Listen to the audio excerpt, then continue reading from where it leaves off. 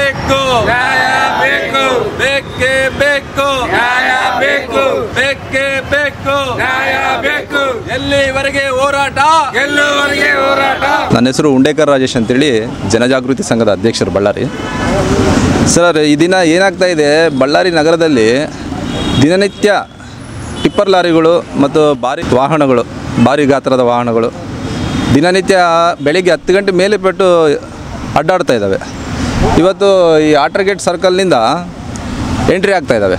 ಆಟರ್ಗೇಟ್ ಸರ್ಕಲ್ನಿಂದ entry ಆಗಿ ಕಣಕಲ್ bus stand, ಗಂಗಪ್ಪಾಜಿನ್ನು, ಈ Radhika theatre ಮೂಲಕ ಪ್ರವೇಶವಾಗಿ ಅವ್ರು ಮತ್ತೆ ಯಾವ ಥರ ಓಡಿಸ್ತಾರೆ ಅಂದರೆ ಗಾಡಿಗಳು ಎಲ್ಲಿ ನಾವು ಪೊಲೀಸವರು ಸಿಗಬೀಳ್ತೀವಿ ಅಂತೇಳಿ ಅತಿ ವೇಗವಾಗಿ ಚಲಾಯಿಸ್ತಾರೆ.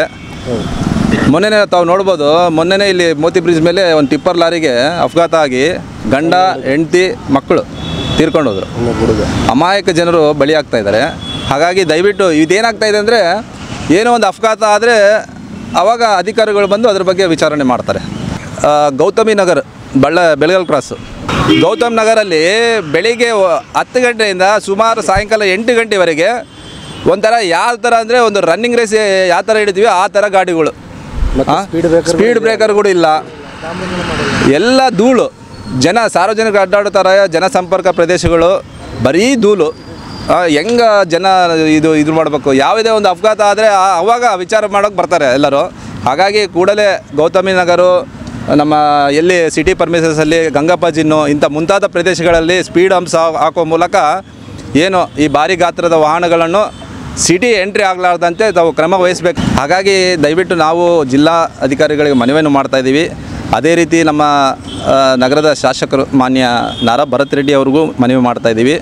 ಯಾಕೆಂದರೆ ಅಪಘಾತಗಳು ಆದರೆ, ಈ ಸಿಟಿ ಪರ್ಮಿಸಲ್ಲಿ ಅಪಘಾತಗಳು ಆದರೆ ಭಾಳಷ್ಟು ಒಂದು ಗಂಭೀರ ಆರೋಪಗಳಿಗೆ ಅವರು ಎದುರಾಗಬೇಕು.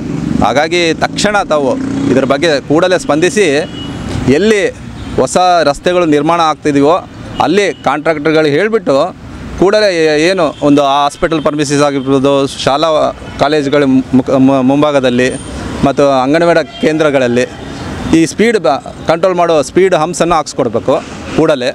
ಮತ್ತು ನಾನು ಗಂಭೀರವಾಗಿ ವಿಚಾರವನ್ನು ತಗೊಂಡು ಸಿಟಿ ಪರ್ಮಿಸಸಲ್ಲಿ ಬೆಳಿಗ್ಗೆ 10 ಗಂಟೆಯಿಂದ ರಾತ್ರಿ 8 ಗಂಟೆ ಒಳಗಡೆ ಯಾವುದೇ ನಾವು ಗಾಡಿಗಳು ಅಡ್ಡಾಡಬಾರ್ದು ಅಂತೇಳಿ ತೀವ್ರವಾಗಿ ಜನಜಾಗೃತಿ ಸಂಘದ ವತಿಯಿಂದ ನಾವು ಆಗ್ರಹವನ್ನು ಮಾಡ್ತಾ ಇದ್ದೀವಿ. ಬಳ್ಳಾರಿಯ ನಿರಂತರ ಸುದ್ದಿಗಾಗಿ ಬಳ್ಳಾರಿ ಬೆಳಗಾಯಿತು ಚಾನೆಲ್ನ ಸಬ್ಸ್ಕ್ರೈಬ್ ಮಾಡಿ ಹಾಗೂ ಬೆಲ್ ಐಕಾನ್ ಒತ್ತಿ.